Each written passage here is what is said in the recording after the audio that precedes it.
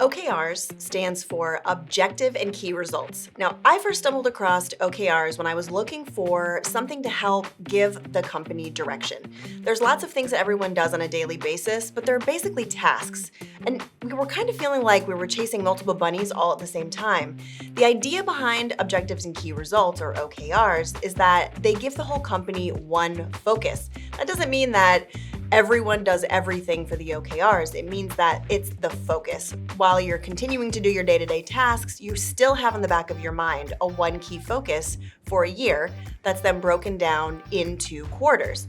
I learned about OKRs from two specific books. One is Radical Focus by Christina Wodtke, which is a fantastic book. It's a quick read, and it's kind of told in story form, so you can kind of relate it back to your own business. And this one is Measure What Matters by Doerr. My book is dog-eared and underlined and starred. This gives some great examples of how you can create OKRs with your own team. OKRs are like putting down the tracks that lead the train to your vision. So it's a surefire way to make sure everyone knows what the focus is for a year and then for a quarter, and that focus is to complete an objective that leads directly to your vision. So let's start with an objective. An objective is qualitative, not quantitative. The idea is that you pick one objective per year. That means this is a quantitative focus, and it's very general. So for example, if you were a law firm owner, maybe your qualitative objective would be that you'd like to grow the firm, or that you'd like to get in front of more of your ideal clients. That's the overall objective. It's not quantitative, it's qualitative. Now, the KR stands for key results. That's where all the measuring happens. So if your objective is to get in front of more ideal clients, then your key results would be what needs to happen in order for you to know that you've hit that objective. And that's where we get into metrics. Maybe one of the metrics is our client base has grown by 50%. Whatever you'd like to see happen that can measure the effectiveness of whether or not you've hit that objective would be a key result. An example could be this. Say Joe is a law firm owner, and his yearly objective is to get in front of more ideal clients. His key results might be a percentage of income growth. His key result could also be that he's been booked on a certain number of podcasts.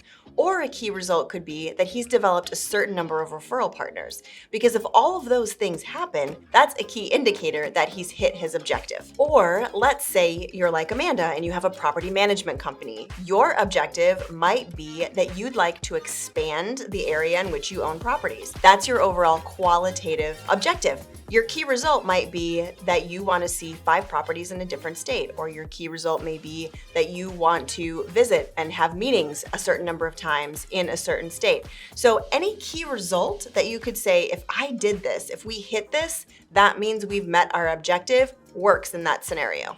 So something really important about setting OKRs is this. Sometimes when you're setting key results, especially if you're doing this with your team, which is what I recommend doing, is that you begin to set key results based upon what you think you can do. That's not a great place to set your key results from. You always want to base your key results on a 5 out of 10 confidence level, which means you're only 50% confident that you're actually going to hit those key results. And when you set based on a 50% confidence rating, it actually pushes you to do more than if you would have set a goal or a key result based upon what you think you can do. So the idea is to get you out of your box, to help you stretch, to help you think outside of how you would normally do things, to really tap into what's possible. Now, chances are you may not hit the key result, but you'll end up far further than if you had just set your key result based upon what you thought you could do. So the idea is that you shoot for the moon, knowing that if you don't make it, it's still a heck of a view. I highly recommend doing this with your team rather than handing it down to them. Another key mistake that I see made is that the leadership team or the founders will meet and decide what's going to be done and what the key results are, and that really misses an opportunity for team discussion and team buy-in. So with us, during our team retreats, each quarter we spend time focusing on our objectives and key results, and everyone comes up with their own key results leading to the overall objective. When you do that, everybody's bought in, everybody's committed, and everyone's heading in the same direction. I've already done a great training on how to host your own team retreat. You can find it right there. If you have any questions about OKRs, I'm happy to answer them in the comments.